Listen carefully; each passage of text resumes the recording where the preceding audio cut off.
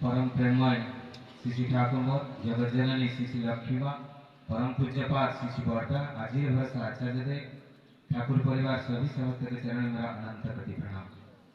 उपस्थित मेरा प्रिय पूज्य परिचारक महोदय, सप्रति ऋतिक देवतागण, कर्मीगण, गुरु भ्राता मातृमंडली, छोटे छोटे बच्चे सभी को मेरा आंतरिक जय गुरु। मैं हिंदी और उड़िया दोनों भाषा में मिला कर बोलना चाहता हूँ। तो मैं कल जब अजीत दा के साथ बात किया था तो अजीत दा मेरे को एक बात बोले कि माँ लोग जो है वो ठाकुर जी का भर तैयार कर रहे हैं। एक दिन अजीत दा को हमने बोला था रास्ता में कि ठाकुर जी का भर जो होता है ना वो पवित्र से होना चाहिए। जो हम लोग खरीद कर लाते हैं मार्केट से, जो पेड़ा है, मीठा है या कोई रसोगोला है, हम लोग ठाकुर जी का पास भोग लगाते हैं, वो शुद्ध नहीं होता है। क्योंकि जो होटल में तैयार होता है वो जो चीज होता है ना, कोई यदि सिगानी निकल रहा है तो पूछ देता है, क्या सदाचार मेंटेन नहीं करता है, कहीं इधर उधर का हाथ मार देता है, कोई लेटरिन आकर कोई साफ नहीं करता है कपड़ा, उसी में लड्डू बनाता है, मिठाई बनाता है, कुछ चीज बनाता है। तो ये चीज हम अजीत दा को हम बोले थे। तो माँ लोग को कीजिएगा, जो खीर ले आएगा दूध, उसको 2-3 लीटर चीनी देकर मार दीजिएगा, नींबू देकर छेना हो जाएगा, छेना भर लगा दीजिए। और माँ लोग जो बनाएंगे शुद्ध पवित्र के अनुसार, जो कपड़ा चेंज कर और मुंह में पट्टी बांधकर जो तैयार करेंगे ना वो शुद्ध होगा। और ठाकुर तो जीवंत है, ये कोई फोटो नहीं है। श्री ठाकुर अंकुर चंद्र जीवंत है, उनको हम प्रेजेंट करेंगे, भर लगाएंगे तो कैसे होना चाहिए, हम लोग को ये सोच होना चाहिए। जब तक हम लोग श्री ठाकुर अंकुर चंद्र जी को जीवंत नहीं सोचेंगे तब तक हम आगे नहीं बढ़ पाएंगे।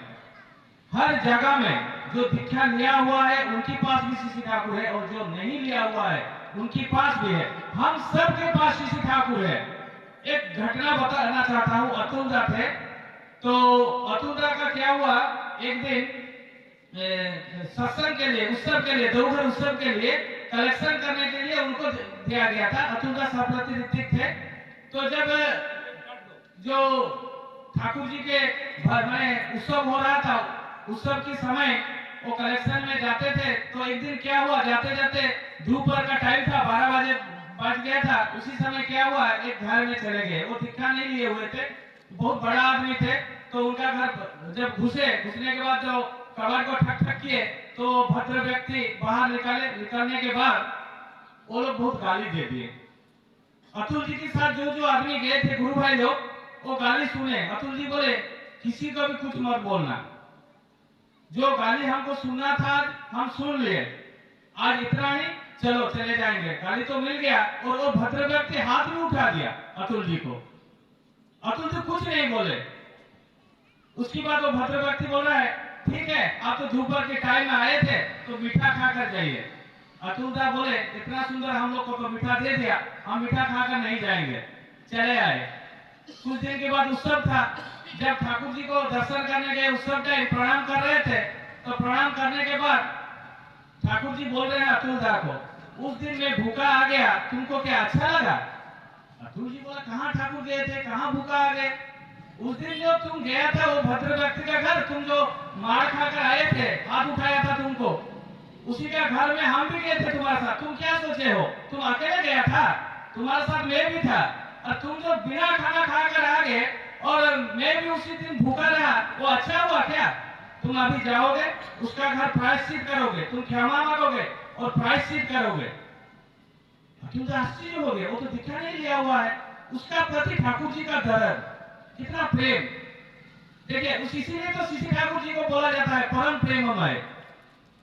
तो अतुल जी आश्चर्य हो गए, एक दीक्षा नहीं लिया हुआ है, उसका घर हम लोग मैंने अर्घ कलेक्शन के लिए गए थे, ठाकुर जी बोल रहे हैं उनका घर जाना और प्रायश्चित करना, क्षमा मांगना।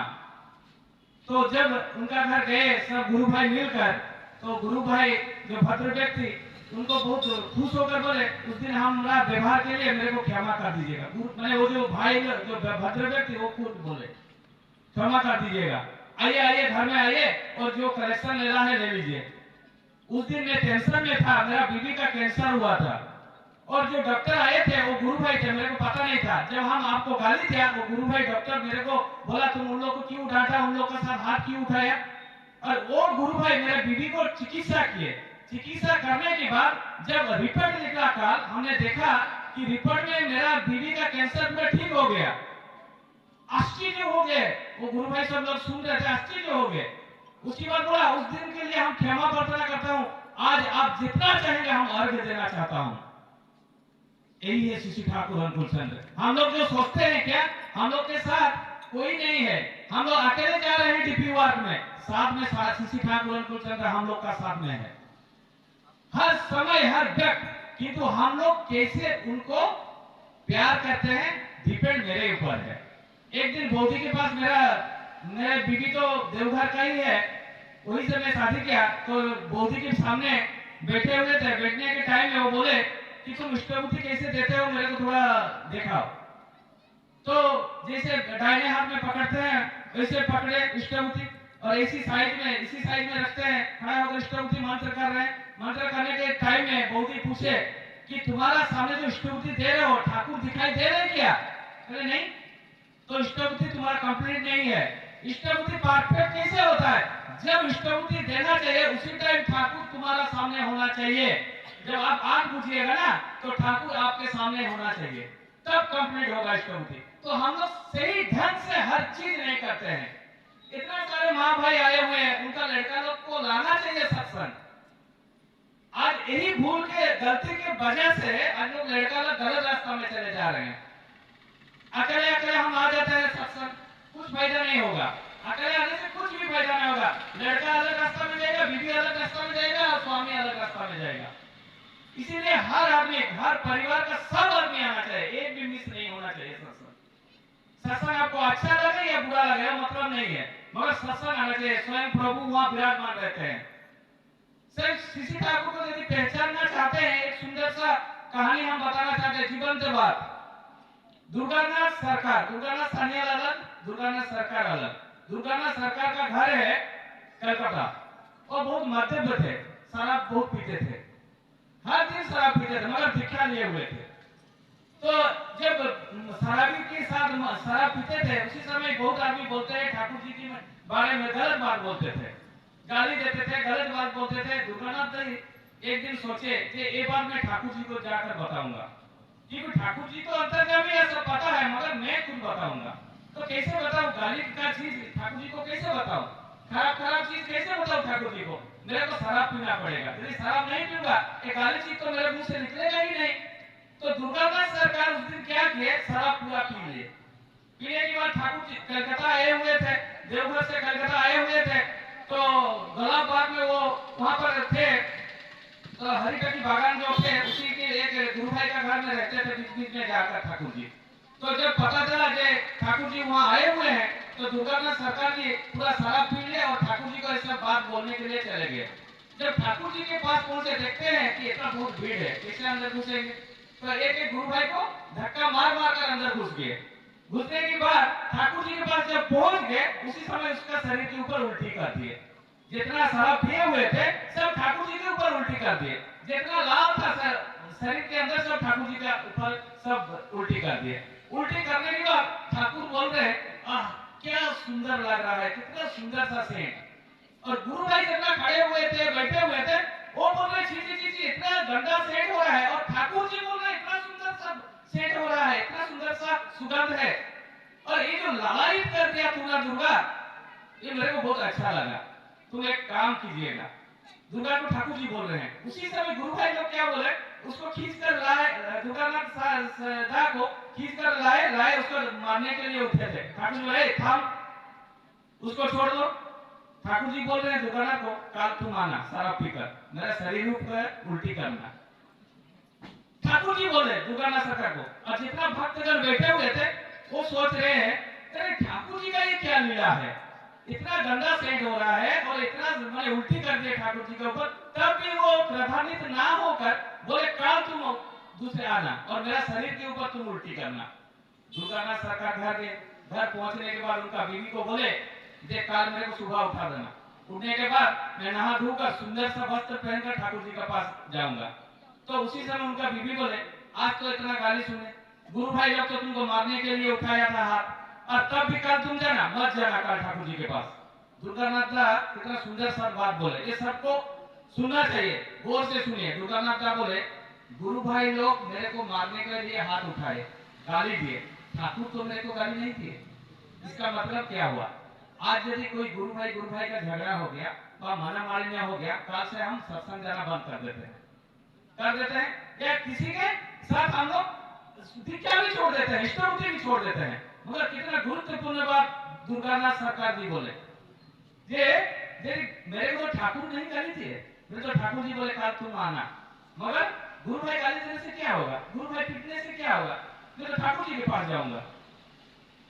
मतलब हम लोग मंदिर जाएंगे, किसी का साथ झगड़ा हो मन मानना उसका मतलब नहीं है, हम लोग मंदिर जाएंगे, मंदिर किसी का नहीं है, ठाकुर जी का ही है। तो दुर्गानाथ सरकार सुबह उठे, शुद्ध पुत्र पवित्र वस्त्र पहनकर ठाकुर जी के पास पहुंचने के लिए जा रहे थे। जाने के बाद जिस घर में रहते थे ठाकुर, उसी का घर का दरवाजा खटखट किए। वो माँ एक निकलने के बाद बोले, कल तुम आए थे ना? कहा हाँ। तुम उल्टी किया था ना ठाकुर जी का ऊपर? कहा हाँ उल्टी किए थे। भागो यहाँ से भागो। तो नहीं, ठाकुर जी मेरे को बोले थे कल आने के लिए, आप मेरे को क्यों भगा रहे हैं? नहीं ठाकुर जी अभी नहीं है, वो चले गए। कहाँ चले गए? नहीं, हावड़ा स्टेशन से देवघर जाएंगे और वो चले गए हावड़ा स्टेशन। दुर्गानाथ मैंने ठाकुर जी को मुलाकात करने के लिए उनका कितना व्यग्र था, कितना आकुल था। बोले अभी हम तुरंत जाएंगे, टैक्सी पकड़कर हावड़ा स्टेशन गए। हावड़ा स्टेशन में ढूंढ रहे ठाकुर कहाँ पर है, तो देख रहे तो कहीं भी दिखाई नहीं दे रहे। ठाकुर तो अंतर्जामी है, स्टेशन से गाड़ी छूटने वाला था, ठाकुर जी पुकारे, दुर्गादास दौड़ कर आए ठाकुर जी के पास, हाथ बढ़ा दिए, हाथ पकड़कर दुर्गादास को ट्रेन के अंदर खींच लिए, बैठाए। कितना सुंदर से बच्चा का जैसा पूरा श्रद्धा किए ठाकुर जी, ले गए देवघर। देवघर से बोले तुम आंध्र बाजार रोज खाना। आंध्र बाजार खाते खाते रहने शुरू हो गया, रहते रहते स्वप्रति ऋतिक का पांडा भी मिल गया, एक पवित्र शुद्ध कर्मी बन गए। यही है शिशु ठाकुर अंकुर चंद्र। हम लोग क्या करते हैं, हाथ से कोई यदि गिलास टूट जाएगा कोई बच्चा का, हम लोग क्या गाली देते हैं, है कि नहीं? मगर ठाकुर जी कितना प्रेम करते थे, कैसा थे मेरा ठाकुर जी, ये हम लोग को जानना चाहिए। तो इसलिए हम लोग जो अभी जितना भी सारे यहाँ बैठे हुए हैं, शिशु ठाकुर जी का दीक्षा लिया हुआ है, बहुत सारे आदमी बोलते हैं मार्केट में, क्या बोलते हैं, ये जयगुरु संस्था है, ये कोई अनुकूल संस्था है, ये कोई ऐसा वैसा संस्था नहीं है। साधारण व्यक्ति जो दीक्षा नहीं लिए हुए हैं, जो नाम संकीर्तन करते हैं, ठाकुर जी वही सेम चीज दिए हुए हैं, अलग चीज कुछ भी नहीं है। वही राधा नाम जप करते हैं हम लोग, वही कृष्ण नाम जप करते हैं, वही हम गोविंद नाम जप करते हैं। कोई बोलता है मैं हनुमान का भक्त है, जो शिशु ठाकुर को पकड़ेगा वो हनुमान को भी पूजा करता है। कोई बोलता है मैं दुर्गा का पूजा करता हूँ, जो दुर्गा को नाम जप करता है वो भी शिशु ठाकुर के अंदर में है। वो कैसा है हम प्रूव करते हैं। जैसे सब आदमी बोलते हैं ये एक अलग संस्था है, हम लोग रोज बोलते हैं ना, जय राधे राधे कृष्ण कृष्ण गोविंदो गोविंदो बोलो रे, जय राधे राधे, राधा का नाम ले रहे हैं सुबह भी शाम भी, कृष्ण का नाम ले रहे हैं सुबह भी शाम भी, गोविंद का नाम ले रहे हैं सुबह भी शाम भी। तो अलग संस्था हुआ कहाँ? सत्यानुसारण में एक वाणी है, ऋषि को बात देकर ऋषि बाद उपासना आरंभ हुआ। आज का डेट में वही हुआ है, मगर शिशु ठाकुर ऋषि का उपासना बाद नहीं किए। शिशु ठाकुर पूरा ऋषि परंपरा को दिए हैं। हम लोग जो प्रेयर करते हैं, प्रार्थना में क्या बोलते हैं, गुरु वंदना में मन्नाथ श्री जगन्नाथ मद्गुरु श्री जगद्गुरु, ये शब्द कहाँ से आया है? वेद से। ये सब जो गुरु वंदना कहाँ से? ऋग्वेद और यजुर्वेद से आया हुआ है। ये सब शास्त्र का है, जो हम लोग शतरंज का पाठ करते हैं, मुंह अकृति मुंह मानी निराश, ये कहाँ से आया हुआ है? गीता से आया हुआ है। अलग संस्था हुआ कहाँ? शिशु ठाकुर अंकुर चंद्र अलग कुछ भी नहीं दिए हुए हैं, सब वेद पुराण शास्त्र से है, हर चीज वेद पर शास्त्र है। आज चैतन्य महाप्रभु हरे कृष्ण कृष्ण कृष्ण हरे हरे हरे राम राम राम हरे, ये संकीर्तन हर मंदिर में होता है, सत्संग में होता है। और जो देवघर गए हुए हैं आपको पता है, जय राधे के बाद जो माता मनमोहिनी धाम से संकीर्तन 10-12 गुरु भाई संकीर्तन मंदिर आते हैं, ठाकुर प्रणाम बड़मा प्रणाम बड़दा प्रणाम करते हैं, बड़दावाड़ी जाते हैं, समाधि होकर माता मनमोहिनी धाम में दिए होते हैं। जितना भी उत्सव होता है, जितना भी कार्यक्रम देवघर में होता है, हर कार्यक्रम में वेद पुराण शास्त्र का धूम जगह होता है। वेद भवन है देवघर में। ऋषि परंपरा को पूर्ण मात्रा में सही ढंग से सटीक टाइप शिशु ठाकुर सिस्टमेटिक कर दिए, अलग कुछ भी नहीं है। हम लोग गायत्री जब कर रहे हैं, अलग कर रहे हैं, ओनली गायत्री। मगर गुरु के द्वारा गायत्री जब करेंगे, गायत्री जब हम होम यज्ञ करेंगे तो टोटल देवादेवी को मिल जाता है, वो वेद भवन में होता है। हम लोग अलग सोचते हैं। तो श्री ठाकुर अनुकूल चंद्र जी का जो विधान है, जितना भी विधान है, ये सब ऋषि परंपरा है। और हम लोग क्या सोचते हैं, ये सब अलग करता है। हम लोग जो पालन करते हैं, जो ठाकुर जी का विधान हम पालन करते हैं, सोचते हैं ये ठाकुर जी का है। बहुत सारे ऋषि परंपरा में जो ब्राह्मण लोग है, ऋषि लोग है, ब्रह्म मुहूर्त में उठते थे। ऋषि लोग ब्रह्म मुहूर्त में उठते हैं। ठाकुर सेम चीज दिए हैं। ब्रह्म मुहूर्त में उठने से क्या बेनिफिट होगा? आयु वृद्धि होगा। साइंस क्या कहता है? जो ब्रह्म मुहूर्त में आयु वृद्धि होगा, ब्रेन से डेवलप होगा और उसका निरोग रहेगा। निरोग नेट पे आप मारिएगा ना, मैं जो बात बोल रहा हूँ आप सब कुछ आपको पता चल जाएगा। तो ब्रह्म मुहूर्त में निरोग रहेंगे, तो हम उसको ब्रह्म मुहूर्त में क्यों नहीं उठेंगे? मेरा तो बेनिफिट है। उसके बाद नाम ध्यान करना है। नाम ध्यान करने से क्या बेनिफिट है? मेलाटोनिन खरित होता है। पिट्यूटरी एंड फिनाइल ग्लैंड, दो ग्लैंड रहता है मस्तिष्क के अंदर। उसमें पिट्यूटरी ग्लैंड से 9 प्रकार रस और फिनाइल ग्लैंड में मेलाटोनिन खरित होता है। ये 9 रस और मेलाटोनिन मिश्रित होकर वो ब्रेन सेल डेवलप होता है। स्नायु दुर्बल नहीं होता है और मस्तिष्क तीक्ष्ण होता है। तो नाम ध्यान करने से मेरा बेनिफिट है। आज जो सुभाष चंद्र बोस का जो हम उदाहरण देते हैं, जो कोर्स आईसीएस कोर्स वो पास किया लंदन में, तो वो 4 साल का कोर्स है, वो 9 महीना में कंप्लीट किए। वो किसका लड़का था? प्रभावती देवी, जानकीनाथ बोस का लड़का। वो कौन थे? श्री ठाकुर जी का भक्त थे। उनका गर्भ से सुभाष चंद्र बोस का पैदा हुआ। तो वो ठाकुर जी को माने वो क्या शिष्य थे, उनका विधान को पालन करते थे चरित्र में। इसीलिए तो सुभाष चंद्र बोस को बोला गया था यदि वो साधना करते तो स्वामी विवेकानंद से ज्यादा बुद्धिमान होते। कितना गुरुत्वपूर्ण बात है। तो इसीलिए हम लोग ठाकुर जी का विधान वो दोनों पालन कर दिखा दिए। कैसा संतान पैदा करना है, ज्ञानी, बुद्धिमान और श्रेष्ठ संतान प्रभावती देवी और जानकीनाथ बोस दिखा दिए। हम लोग वो पालन नहीं करते हैं। उसके बाद क्या करेंगे? नाम ध्यान करने के बाद हम लोग क्या करेंगे? शतानुज्ञा पाठ करेंगे। शतानुज्ञा पाठ करने के बाद हम क्या करेंगे? इष्टभूति। इष्टभूति 5 महायज्ञ है, हम लोग सब जानते हैं। आज शॉर्ट्स भी बता रहा हूँ टाइम अभाव के कारण। तो एक क्या है? देवयज्ञ, ऋषियज्ञ, पितृ मातृयज्ञ, भूयज्ञ, नृयज्ञ, ये 5 महायज्ञ है। ये 5 महायज्ञ यदि हम रोज करेंगे मिनिमम 10,000 रुपया खर्चा होगा।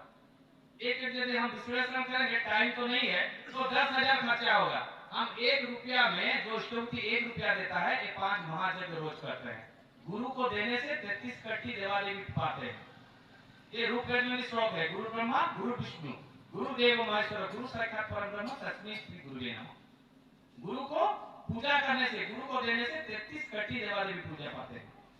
तो हम गुरु को जब इष्टभूति देते हैं सब पा जाते हैं। इस सृष्टि से का जो भी है सृष्टि में सब पा जाते हैं। इष्टभूति के बाद हमको क्या करना है? इष्टभूति करने के बाद हम लोग प्रार्थना प्रार्थना में क्या होता है? ऊर्ध्वमुखी होता है। हाथ ताली जो मारते हैं ना, स्नायु सब जो दुर्बल होता है सोते जाता है। प्रार्थना करने के बाद वाणी पाठ, जो सत्यानुसरण नारायणी जो है आध्यात्मिक किताब पढ़ना है। आध्यात्मिक किताब पढ़ने के बाद हम लोग को क्या करना है? आध्यात्मिक किताब पढ़ने के बाद गुरु गुरुजन को प्रणाम करना है। उसके बाद ठाकुरी पत्र सेवन आप जानते हैं 40 प्रकार का बीमारी नहीं होगा, ब्लड प्रेशर नहीं होगा, किडनी इफेक्ट नहीं होगा, ब्लड सर्कुलेशन ठीक होगा, ये सब बहुत सारे चीज है। ठाकुरी पत्र खाने के बाद हम लोग क्या करेंगे? उसके बाद शवासन एक्सरसाइज, इतना सारे काम हम लोग को करना है। मगर हम लोग ये सब करते हैं क्या? नहीं, हम लोग सोचते हैं ये सब ठाकुर जी का काम है। ठाकुर जी का एक भी काम नहीं है, जीरो। दीक्षा लेने के बाद ठाकुर जी का एक काम मनुष्य को बचाना, जो डीपी हुआ। उसके अलावा ठाकुर जी का एक भी काम नहीं है। खुद बचने के लिए ये विधान ठाकुर जी दिए हैं। इसीलिए तो धर्म का अर्थ क्या है? बचना और बढ़ना। इसीलिए ठाकुर जी का बचना और बढ़ना ही धर्म है। तो हम लोग सोचते हैं ये ठाकुर जी का काम है, हम लोग विधान पालन नहीं करते हैं, हम लोग बचने के लिए कोशिश नहीं करते हैं। आज तक बहुत सारे आदमी सोचते ही नहीं लिए हुए हैं। मनु संहिता में एक चीज लिखा हुआ है, क्या लिखा है? जख्य रख्य पिशाचेन भक्षेण मांस सुरापान। मनु संहिता में लिखा हुआ है, क्या लिखा हुआ है? जख्य रख्य पिशाचेन भक्षेण मांस सुरापान। मांस और मदिरा, जो शराब और मांस कौन खाता है? जक लिखाता है, जक आप लोग पता है, जक रक्त मतलब राक्षस और पिशाच, ये तीनों क्या खाते हैं? मांस और मदिरा। ये तीनों ये संगीता में लिखा हुआ है, शास्त्र में लिखा हुआ है। तो हम ये तीनों में से कौन है? हम राक्षस है या जक है या पिशाच है? ये तीनों चीज का एक खाना है कि नहीं? तो हम लोग खाते हैं वही चीज। तो हम लोग सोचते हैं ज्यादातर ताकत मांस और मछली में है। जब कोणार्क का मंदिर तैयार हुआ था, उसी समय क्रेन या जेसीबी नहीं था। उसी समय किसमें वो इतना बड़ा बड़ा पत्थर कोणार्क का मंदिर के ऊपर ऊपर लादा गया हुआ है। कैसे? वो हाथी के माध्यम से। हाथी क्या खाता है? मांस मछली खाता है क्या? टाइगर क्या खाता है? यदि वहां शेर को हम लगा देते पत्थर को खींचने के लिए, फेंक पाता? नहीं पाता, कभी भी नहीं। तो शेर क्या खाता है और हाथी क्या खाता है, ये हम लोग को पता होना चाहिए। बहुत सारे आदमी को पता है जो प्लेन चलाते हैं, वो लोग कोई दिखा नहीं लिए हुए हैं। जब प्लेन चलाने का 72 घंटा पूर्व से उनको प्याज और लहसुन कहा जाता है तुम मत खाना। क्यों? क्यों कहा जाता है?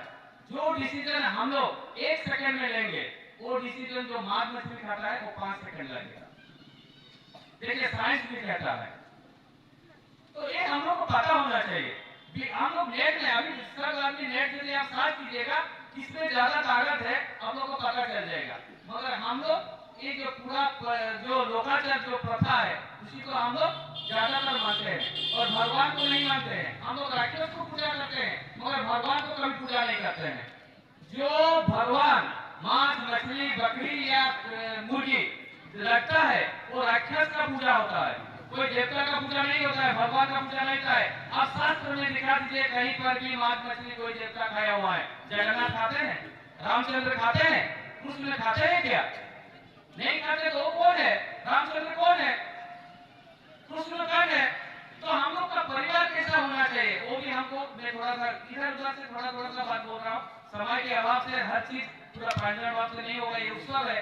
तो हम लोग का परिवार कैसा होना चाहिए? रेवती मोहन विश्वास एक परम भक्त थे, हम लोग को पता है। रेवती मोहन विश्वास प्रथम जो पीएचडी किए थे अमेरिका में, परम पूज्य श्री बोर्डा का आशीर्वाद से ठाकुर जी पहले तो आशीर्वाद दिए थे, मगर परम पूज्य श्री बोर्डा के टाइम में वो कंप्लीट किए पीएचडी। तो उनका आशीर्वाद की, ठाकुर जी का आशीर्वाद की चलते हुए तो रेवती मोहन विश्वास ठाकुर जी के सामने बैठे हुए थे। तो उठकर प्रणाम करके उठकर आ रहे थे, ठाकुर जी बुलाए, बोले रेवती तुम कहाँ जा रहे हो? नहीं ठाकुर हम मार्केट जा रहे हैं, आंध्र बाजार के लिए तो उसको सब्जी लाना है। तो बोले ठीक है तुम जाओ, मगर मेरे लिए थोड़ा सा साग लाना, मैंने जो अच्छा साग मिलेगा तो ले आइएगा। तो ठीक है प्रणाम किए। ये जो मार्केट में सब्जी खरीद रहे थे, खरीदने के टाइम मुलाकात हुआ उनका एक दोस्त के साथ, वो एक आईएएस ऑफिसर ट्रांसफर होकर आए हुए थे। तो उन्हीं का गांव का ही है, तो वो मुलाकात हो गया, मगर रेवती मोहन विश्वास को पहचान नहीं पाए, मगर उनका दोस्त पहचान पाए। बोले ओ रेवती किधर आए हुए हो? तो नहीं मार्केट आए हुए हैं, ठाकुर जी का सत्संग में आंध्र बाजार होगा तो इसलिए कुछ सब्जी खरीदने के लिए आए हुए हैं। तो मेरे को पहचाना कि नहीं? नहीं पहचाना, मैं तुम्हारा दोस्त हूँ, मैं आईएएस ऑफिसर हो गया, तू तो मेरा से अच्छा पढ़ाई करता था, मगर तू आज ये आश्रम में रहकर क्या मिला तुमको? ये डालमा भात खा रहे हो, ये तो धोती पहन रहे हो, ये तो छिगड़ा फाटा धोती है, तुम आश्रम में क्या मिल रहा है? तुम आश्रम में रहकर क्या कर रहे हो? देखो मेरा कितना बड़ा बिल्डिंग है, गाड़ी है, ये वाला गाड़ी जो है अभी खरीदा है। बोला तो रेवती मोहन विश्वास कुछ नहीं बोले। बोले रेवती चल तो आश्रम में छोड़ दी, हम छोड़ देंगे चलिए।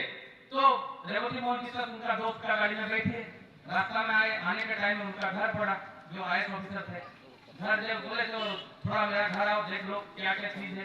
तो एक सोफा वाला, ये मेरा सोफा है ना, ये दिल्ली से लाया हुआ है, और ये पलंग है ना कलकत्ता से एक मिस्त्री, इसका दाम कितना है मालूम है? 10,000 रुपया। उसी समय 10,000 का मतलब 1 लाख के साथ सामान होगा। तो इतना दाम का सब चीज देखा रहे हैं। उसी समय रेवती मोहन विश्वास बैठे हुए थे, तो उनका बेटी निकला, तो उनका बेटा और बेटी बोले पापा आज हम लोग का क्लब में थोड़ा फंक्शन है, लेट होगा और हम रात में आएंगे, आप खाना खाकर सो जाइएगा। उसकी कुछ देर के बाद उनका बीवी निकले, तो हम लोग का मीटिंग है एक और सिनेमा देखना है और रात में आने का लेट होगा, आप खाना खाकर सो जाइएगा। वो रेवती मोहन विश्वास बैठकर देख रहे थे। उसके बाद वो आए रेवती मोहन के साथ, उनका आईएएस ऑफिसर, उनका जब आश्रम पहुंचे, आश्रम पहुंचने के बाद सब सब्जी उतारने के बाद उनका बीवी दौड़ कर आए भगवती मोहन विश्वास का। तो उनका बीवी बोल रहे ये कौन है, ये मेरा दोस्त है, बचपन का दोस्त है, तो घर को बुलाओ। तो वो बोले नहीं नहीं घर नहीं जाएंगे, क्योंकि उनका माटी का घर था और कुटा का जो ऊपर का कुटा था। तो वो आईएएस ऑफिसर है, ये कहाँ बैठेंगे, बैठने के लिए तो जगह नहीं है। तो उनका बीवी बोले ये आप तो मेरा स्वामी का दोस्त है, तो आप आइए हम लोग का घर। आप यदि नहीं आएंगे, एक पानी गिलास यदि नहीं पी कर जाएंगे तो हम लोग को संतुष्ट नहीं लगेगा, दुख लगेगा, आपको आना ही पड़ेगा। तो उनका बीवी जब बोले तो उनका दोस्त आए, नीचे एक मछलियाँ गिरा दिए, गिराने के बैठने के लिए बोले, बैठने के बाद पानी गिलास दिए, देने के बाद बोले आज हम लोग का घर में खाना खाकर जाइएगा, खाना खाकर जाइएगा। तो वो बोले ठीक है खाना खाकर जाएंगे। तो बैठ लिए, बैठने के बाद तुरंत ही सब खाना तैयार हो गया। तैयार होने के बाद वो खाना परस दिए सबका सामने। जब खाना परस दिए, परसने के बाद वो रो रहे हैं, वो आईएएस ऑफिसर रो रहे हैं, बोल रहे हैं मेरा बीवी आज तक मेरे को पानी गिलास नहीं दिया। हम लोग का घर नौकर है, वो नौकर हम लोग का किचन में रसोई करता है और हम लोग को खाना देता है, और हर टाइम मेरा बीवी मेरे को पैसा के चक्कर में हर टेंशन होता है, रोज झगड़ा होता है, और मेरा लड़का मेरा बीवी का बात मानता है मगर मेरा बात नहीं मानता है। बहुत रोने लगा। रेवती मोहन विश्वास बोले तुम आज किसी ठाकुर को दर्शन करो और दीक्षा ले लो, हो सकता है इसी जन्म में तुम्हारा परिवर्तन हो सकता है, नहीं तो कुछ जन्म लग सकता है। तो जो भी हो वो दीक्षा लिया। दीक्षा लेने के बाद धीरे धीरे कुछ ना कुछ थोड़ा सा परिवर्तन हुआ, पूरा तो नहीं, थोड़ा सा परिवर्तन हुआ। मेरा कहने का मतलब है हम लोग का परिवार ऐसा होना चाहिए। पैसा कुछ नहीं करेगा, आप लोग को रखना भी नहीं करेगा पैसा। जब कुछ इतना बड़ा बीमारी हो जाएगा ना, पैसा आपको संभाल नहीं पाएगा, मर जाएंगे आप लोग। जब घर में विशृंखला होगा, बच्चा नहीं मानेगा, बीवी नहीं मानेगा, कोई लड़का नहीं मानेगा, इतना बड़ा बम गिरेगा जो फेफड़ा अस्त्र से भी ज्यादा। आज यूक्रेन लड़ाई हो रहा है, आज बांग्लादेश लड़ाई हो रहा है, तभी तो हम खाना खा रहे हैं ना घर में। कुछ हो रहा है क्या हम लोग का? कुछ नहीं हो रहा है। मगर घर में जब बम गिरेगा तब परिवार में हर दिन हम मरेंगे, हर रोज मरेंगे। ठाकुर जी का विधान पालन कीजिए, ठाकुर जी का सही से विधान पालन कीजिए। टाइम तो हो गया, एक बात बोलकर मैं खत्म करना चाहता हूँ। ठाकुर जी का विधान जीवन चरित्र में पालन कीजिए। आजकल का डेट में श्री कृष्ण को पकड़कर सब डांस कर रहे हैं, समझ नहीं पाए श्री कृष्ण को। राम जी को पकड़कर डांस कर रहे हैं, नाच रहे हैं। सबका रामायण मुखस्त हो गया है सबका। कृष्ण का गीता भी बहुत सारे मुखस्त करने, आचरण नहीं है। इसीलिए श्री ठाकुर आए, हम लोग को आचरण करने के लिए विधान दिए। इसीलिए परम पूज्य पाद श्री बोर्डा आचरण करकर दिखा दिए। ठाकुर जी को हम लोग बहुत परीक्षा किए। उसी समय किशोरी मोहन, अनंत महाराज, कृष्णचंद्र भट्टाचार्य, बहुत सारे मैंने थे, वो सब परीक्षा कर रहे थे, मगर आचरण कर परम पूज्य पाद श्री बोर्डा दिखा दिए। परम पूज्य पाद बोर्डा के दादा मंदिर बिहार दीक्षा प्रसारण कर दिए, और अभी प्लावन छूट रहा है आचार्य टाइम में, अभी प्लावन छूट रहा है। इसीलिए कुछ मिराकल नहीं है, कुछ मिराकल नहीं है। जीवन का पालन कीजिएगा तो आप लोग को मिलेगा, और पालन नहीं कीजिएगा तो कुछ भी नहीं मिलेगा। स्कूल में हम लोग एडमिशन हो गए, जैसे पढ़ाई करेंगे उसी डिवीजन में हम पास करेंगे। ये मेन मेकिंग फैक्ट्री है। टाइम तो हो गया, टाइम हो गया। तो यहाँ पर जो उपस्थित है, अनुपस्थित है, सबका पंच महाराज को डिस्ट्रीब्यूट हो, सब शांति स्वस्थ निरामय जीवन यापन करे और ठाकुर जी को पकड़ कर चले। इतना अगर मैं वक्तव्य शेष करता हूँ, यदि कोई हिंदी में गलती हो गया क्षमा कर दीजिएगा। जय गुरु।